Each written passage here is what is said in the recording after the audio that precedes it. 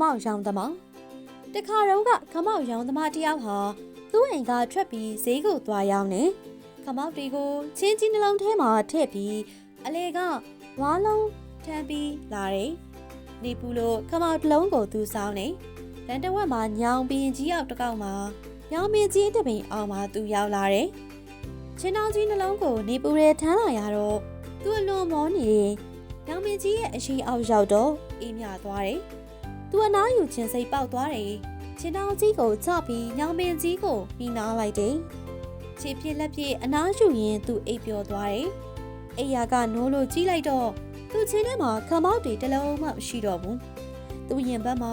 ကတ်ထားတဲ့ခမောက်ပဲကြံတော့တယ်ခမောက်တွေဘယ်ရောက်သွားသလဲလိုက်ရှာတော့ညောင်မီပေါ်ကမြောက်တအုပ်ရဲ့ခေါင်းတွေပေါ်ရောက်ကုန်တယ်ဒီခမောက်တွေသူပြန်ရအောင်ဘယ်လိုလုပ်ရပါမလဲဆိုပြီးသူအကြံထုတ်တယ်သူကအားရတဲ့အချိန်မှာအမြဲစာဖတ်တော့ပြဿနာတစ်ခုကိုခေါင်းအေးထားပြီးစဉ်းစားတတ်တယ်နိုင်ဝက်လောက်ကြာမှတော့သူအကြံရသွားတယ်သူ့လက်ထဲမှာခမောက်ကိုခေါင်းပေါ်ပြန်ဆောင်ပြမြောက်တွေမြင်သာတဲ့နေရာမှာထပ်လိုက်တယ်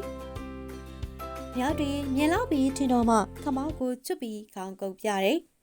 မြောက်တွေကလည်းသူ့ကိုအတုခိုးပြီးအုတ်ထုတ်ချွတ်ခေါင်းကုပ်ကြတယ်ဒါနဲ့ပူလုံးနဲ့ခမောက်တောင်မကင်ချင်တဲ့ပုံစံနဲ့သူကခမောက်ကိုမြေကြီးပေါ်ပစ်ချလိုက်တယ်မြောက်တွေလည်းသူ့လှုပ်ပြတာမြင်ပြီးသူတို့လက်ထဲကခမောက်တွေကိုပစ်ချလိုက်တယ်ဒီတော့မှသာသူဟာမြောက်တွေပစ်ချလိုက်တဲ့ခမောက်တွေကိုအလီအမြန်ကောက်ပြီးပြန်ထည့်လိုက်တယ်ဒီနည်းနဲ့မြောက်တွေလက်ထဲကခမောက်တွေအားလုံးကိုသူပြန်ရလိုက်တဲ့နောက်နှစ်ပေါင်း20ကြာတဲ့အခါစောစောကခမောက်ရောင်းသမားရဲ့မြေကလေးကခမောက်ရောင်းထွက်တဲ့သူအဖိုးအိတ်ဆက်ခဲ့တဲ့ညောင်မန်ကြီးအောက်ရောက်တော့တောင်းကိုချပြီးအနားယူပြန်တဲ့ခြေပြက်လက်ပြက်အိပ်ပျော်သွားတယ်အေယာကနိုးတော့ချင်းထဲကခမောက်တွေမရှိတော့ဘူးညောင်မင်းပေါ်ကမြောက်တွေခေါင်းပေါ်ရှောင်နေတယ်ဒီတော့သူ့အဖိုးပြောတာအမတ်ရပြီးသူ့အဖိုးလှုပ်တယ်လို့ခမောက်တွေပြန်ရအောင်ကြိုးစားတယ်သူကခမောက်ကိုချစ်ပြီးခေါင်းကုပ်တယ်မြောက်တွေကလည်းသူ့လိုလိုက်လုပ်တယ်သူကခမောက်တွေနဲ့ရက်ခတ်ပြန်နေမြောက်တွေကလည်းသူတို့ခမောက်တွေနဲ့ရက်ခတ်ကြပြန်နေနောက်ဆုံးမှာတော့သူကလက်ထဲကခမောက်ကိုလွတ်ပြစ်လိုက်တယ်ပြီးတော့သူ့လိုခမောက်တွေပြစ်ချလာမလားဆိုပြီးမြောက်တွေကိုမော့ကြည့်ဘယ်မြောက်မှခမောက်ကိုလွတ်မချကြဘူးလက်ထဲမှာအသေးဆုံးကင်ထားကြတယ်သူအံ့ဩငေးမော့ကြည့်နေတော့မြောက်တကောင်ကသူပြစ်ချလိုက်တဲ့ခမောက်ကိုကောက်ပြီးတစ်ပင်ပေါ်တက်သွားတဲ့